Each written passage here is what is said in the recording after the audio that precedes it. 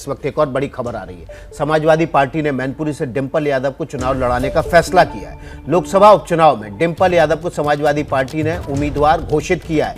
मुलायम सिंह यादव के निधन के बाद ये लोकसभा सीट खाली हुई थी। समाजवादी पार्टी ने अब इस सीट से घर परिवार की ही बहू डिंपल यादव को उतारने का फैसला लिया है। मुलायम सिंह के निधन के बाद ये सीट खाली हुई थी। 5 दिसंबर को यहाँ पर उपचुनाव है और उसके लिए वोटिंग भी होनी है, यानी कि गुजरात विधानसभा के दूसरे चरण के लिए जब वोटिंग होगी तभी मैनपुरी में डिंपल यादव चुनाव लड़ रही होंगी और उनके लिए वोटिंग होगी। यूपी में उपचुनाव को लेकर समाजवादी पार्टी नेता अनुराग भदौरिया से बात की हमारे सहयोगी अजय दुबे।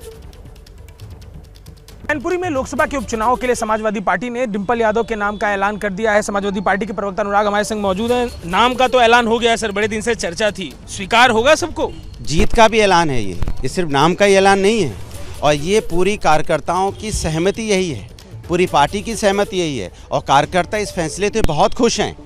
कार्यकर्ता में एक उत्साह है और वो उत्साह आपको देखने को मिलेगा जब रिजल्ट आउट होगा। ऐसा ही सर उपचुनाव के दौरान आजमगढ़ में जब सीट की हुई, किस तरीके की हार वहां देखने को मिली, कुछ वैसा यहाँ पे नहीं हो जाएगा? मैं आपसे कहता रहा हूँ, मैनपुरी इस बार समाजवादी पार्टी रिकॉर्ड तोड़ मतों से जीतेगी और एक इतिहास कायम होगा। खुद यादव परिवार में इस सीट को लेकर काफी सारी चर्चाएं थी, चाचा भी कुछ कह रहे थे, ये सब सेटल हो जाएगा आपको लगता है? ये सवाल आपका तो हो सकता है, लेकिन सवाल सिर्फ एक ही है कि इस बार मैनपुरी सीट से समाजवादी पार्टी भारी मतों से जीतने जा रही है। आप इंतजार कीजिए। जिस तरह सैफई गांव को डेवलप किया गया, एक एग्जांपल दिया जाता है कि विश्व में इस तरह का डेवलप गांव किसी ने नहीं बनाया। इतने तो मुख्यमंत्री प्राइम मिनिस्टर हैं, क्या किसी ने अपने गांव का इतना विकास किया? क्या किसी ने अपनी लोकसभा में इतना विकास किया जो विकास मैनपुरी लोकसभा में हुआ है?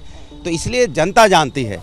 हाँ, भारतीय जनता पार्टी का काम है आए बाएं साएं बोलना, झूठ सच बोलना। तो ये भी कह रही कि जीत रहे चुनाव, पूरा फील्डिंग लग गई है, बोले कि मीटिंग हो रही है। भाजपा तो मैंने कहा ना, उनका काम ही आए बाएं साएं बोलना, झूठ और जुमला फैलाना, लेकिन जनता सब जानती है और मैनपुरी की जनता खासकर सब समझती है। समाजवादी पार्टी के प्रवक्ता हैं और जिस तरीके से नाम का ऐलान हुआ है, कई दिनों से गहमा गहमी मैनपुरी में कौन प्रत्याशी होगा इसको लेके चल रही थी और अब समाजवादी पार्टी ने नाम का ऐलान कर दिया है। कैमरा पर्सन राजेश पांडे के संग Ajay Dubey, UP news, Lucknow.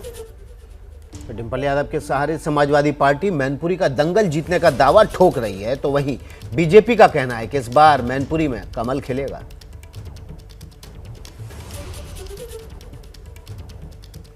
BJP का दावा है कि कमल खिलेगा। वहीं समाजवादी पार्टी ने डिंपल यादव को उतारकर एक तरह से दाव चल दिया है और ये दाव जो है वो समाजवादी पार्टी का दावा है, जिताऊ दाव है, जबकि बीजेपी कह रही है कि कमल ही खिलने वाला है।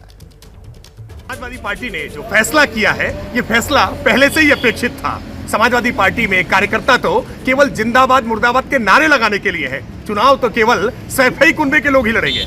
आजमगढ़ में भी पहले धर्मेंद्र यादव को चुनाव लड़ाया और अब मैनपुरी में डिंपल यादव का नाम घोषित किया है। लेकिन भारतीय जनता पार्टी ने मैनपुरी के चुनाव में, पिछले चुनाव में लगातार बढ़त हासिल की है और इस बार भारतीय जनता पार्टी के कार्यकर्ता वहां पर कमल का फूल खिलाएंगे। जो भी प्रत्याशी भारतीय जनता पार्टी का होगा वो नरेंद्र मोदी जी के काम पर और योगी आदित्यनाथ जी के नाम पर इस बार उत्तर प्रदेश में कमल खिला करके दिखाएगा। मैनपुरी एक नया इतिहास रचेगा। जैसे ही घड़ी का काटा दोपहर 2:30 पे आए, बबीता जी का दिल सास बहू साजिश के लिए मचल जाए। और ये है इनकी बहू, पूरे दिन ऑफिस की टेंशन हो जाए गॉन जब ये करें अपना फेवरेट शो फ्री टाइम पे ऑन। इनकी तरह आप भी देखें अपना फेवरेट शो अपने टाइम पर और डाउनलोड कीजिए एबीपी लाइव ऐप अपने स्मार्ट टीवी पर।